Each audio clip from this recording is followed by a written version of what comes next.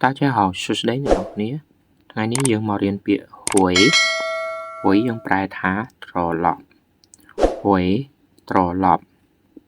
ហួយត្រឡប់ពាក្យបន្តទៀតយើងអានថាហួយតាហួយតាចំឡោយ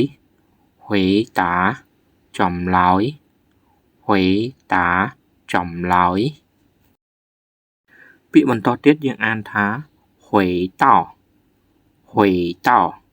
ត្រឡប់មកដល់ហួយតោត្រឡប់មកដល់ហួយតោត្រឡប់មកដល់ពាក្យបន្តទៀតយើងអានថាហួយឡាយត្រឡប់មកវិញហួយឡាយត្រឡប់មកវិញ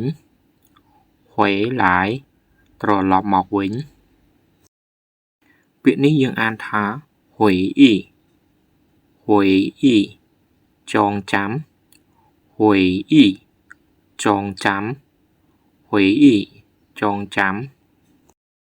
ចឹងពាក្យនេះយើងអានថាហួយជាទៅផ្ទះហួយជាទៅផ្ទះ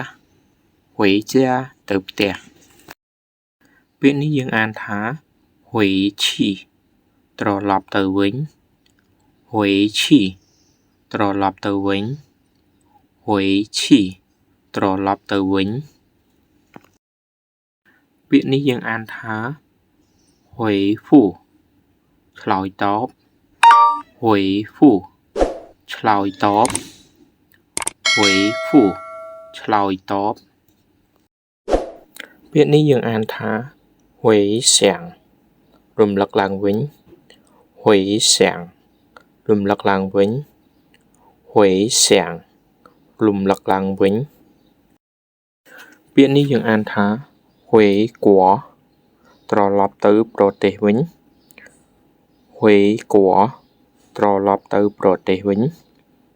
ហួយគួត្រឡប់ទៅប្រទេសវិញ回家乡回家乡ត្រឡប់ទៅស្រុកកំណើត回家乡ត្រឡប់ទៅស្រុកកំណើតពាក្យនេះយើងអានថាហួយពូឡាយមិនអាចត្រឡប់មកវិញ